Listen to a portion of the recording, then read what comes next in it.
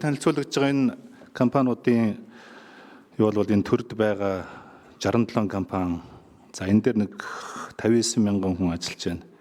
Бүгдээрээ нийлээд 25.9 одоо тэрбумын их найдын борлуулалт хийж байна. За ингээд үр төлбөр нь тэрнээсээ илүү 22.8 их найд болсон. Хамгийн их үр төлбөр үйлдвэрлэдэг.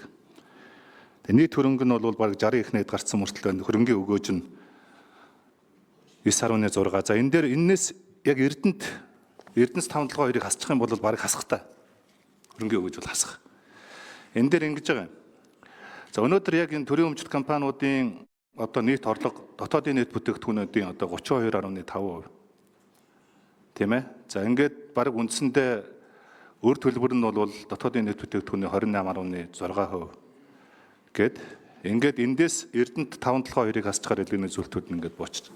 Эндээс бид нар юу харж байгаа нөхөр үнэхээр одоо манай зах зээлийн эдийн засаг бол Монгол улс зах зээлийн эдийн засаг шилжээгүй. Яг хуучнаараа төрийн өмчт суурилсан одоо эдийн засагт улс орн гэдгийг л бид нар харж одоо дүгнэлт хийж чадна. Тэгэх гашуун сургамжууд биднэрт их байгаа.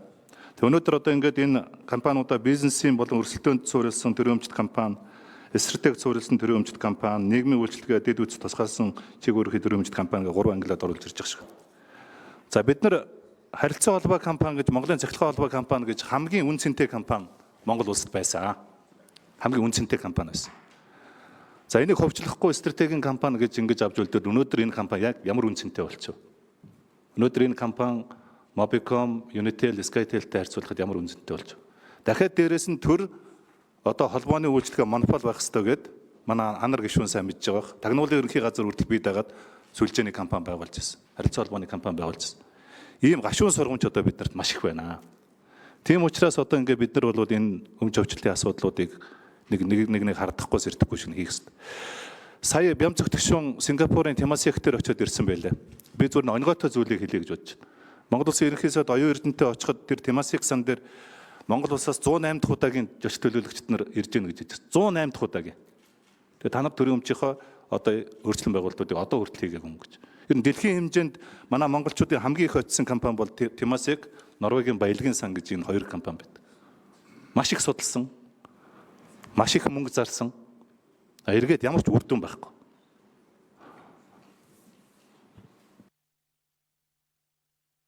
Нэг минут ихэнх уулан шүү. За тэгээ одоо нөхдүүд минь нэг жаахан зориг гаргаж энэ хардлага сэрэлгээ жоохон хоош нь тавьж үнэхээр одоо энэ өмч хүчлийн бодлого явуулсан шиг одоо явуулах хэрэгтэй. Маш их ярьлаа.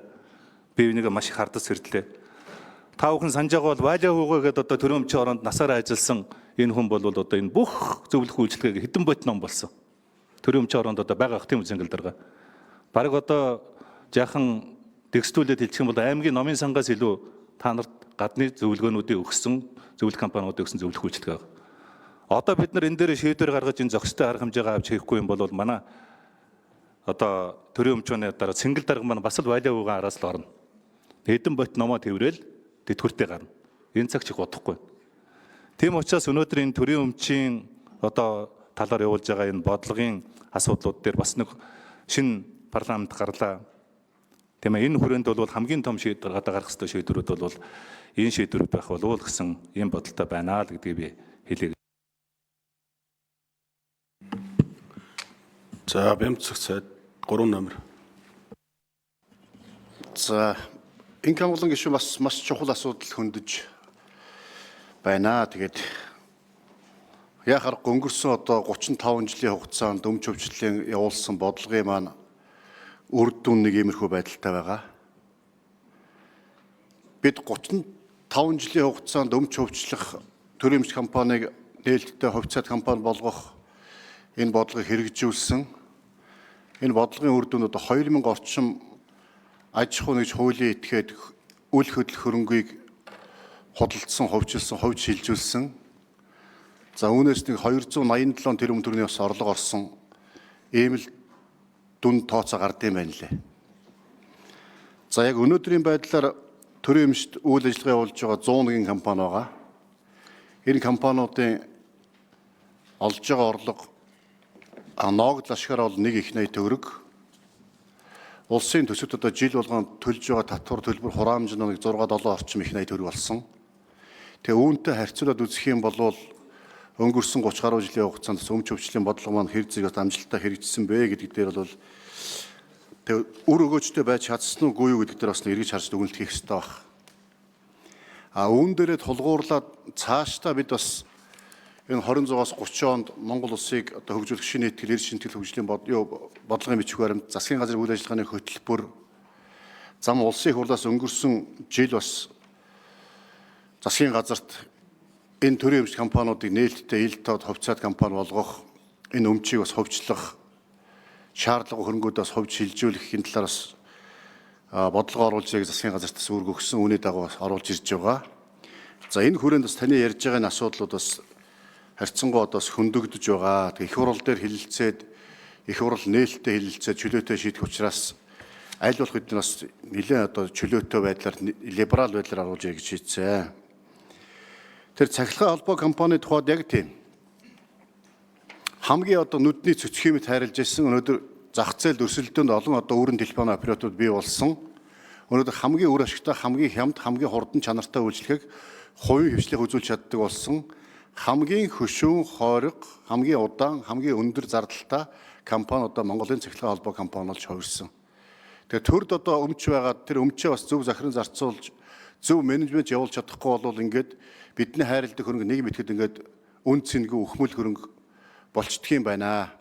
Тийм болохоор цаашдаа бас тодорхой хөрөнгүүдээ бид бас ингэж үн цэнтэй байгаа дээр нас зөв менежмент, зөв бодлого явуулж илүү одоос ард иргэдтэй Монгол улсынхаа эдийн засгт ээлтэй байлгах тал дээр бас томоохон бодлого гаргах цаг нь болсон гэж одоо хэлж байгаа тантай санал нэг байна. За асуулт дээр сайн зэрэг гүшүүн, номжим гүшүүн, лодосан бүгшгүй. За би энэ цэнгэл дараагаас нэг тоог та нэг Монголын ард түмэнд нэг хэлж өгөөч гэж хэлж байгаа. За сүүлийн 30 жилд одоо яг энэ төрийн өмч хөгжлийн талаар, төрийн компаниудын одоо бүтэц зохион байгуулалтын талаар одоо хэдэн донорын одоо зөвлөх үйлчлэгийг авсан бэ? Хэдэн удаа авсан бэ? Ямар мөнгө зарсан бэ? Яг одоо миний түрүүний хэлдэг нөө Темасек Норвегийн сангийн одоо энэ одоо стадид хөргөж ярддаг танилцах уулзалтыг хэдэн удаа хийсэн бэ? Ер нь энийг нэгтгэсэн одоо ингээд нэг юм санхүүгийн тооцооллууд одоо байна уу? Хэдэн удаагийн бодлогын зөвлөмжүүд байна. Миний одоо санахаар бол Европын сэргээн босголтын банкаас авахуулаад Азийн хөгжлийн банк, Дэлхийн банк за хамгийн сүүлд Эрдэнэс Монгол компани ганхүүг захиралд байхад би санаж байна.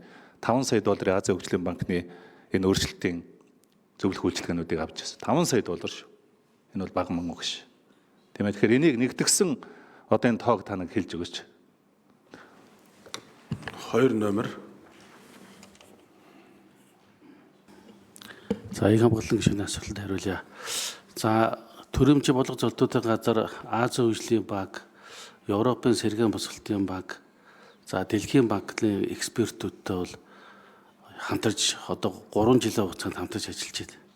За ингээд одоо зөвлөх үйлчилгээнүүдийг бол хааж байгаа. За хамгийн сүүлд бол засгийн газрын хэрэг хэрэглэхтэй газартай хамтраад одоо 200 мянган долларын төсөл хэрэгжүүлэх ийм одоо хувилбар дээр бас ярьж байгаа.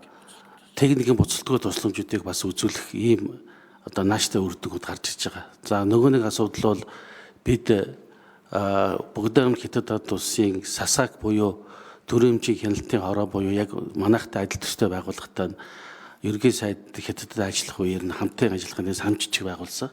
За энэ санамж жижигийн хүрээнд дээр бол жил болгон хоёр талдаа төрийн эмч компаниудын сургалт формыг одоо амжилттай зохион байгуулж явж байгаа. За мөн 2 номер 1 минут. за мөн Солонгосын Темасек, за Сингапурын Темасек, Хятадын САСАК, за Казахстаны болон Скандинавын орнуудын одоо туршлагыг бас нэлээд судалж ажиллаж байгаа. За яг тодорхой хичнээн төсөл дээр ямар одоо хөрөнгөний асуудал яригдж байгаа талаар танд тусна мэдээлэл бэлдээ тань руу явуулъя. За улсын хурлын гишүүн Сорон Зумболд.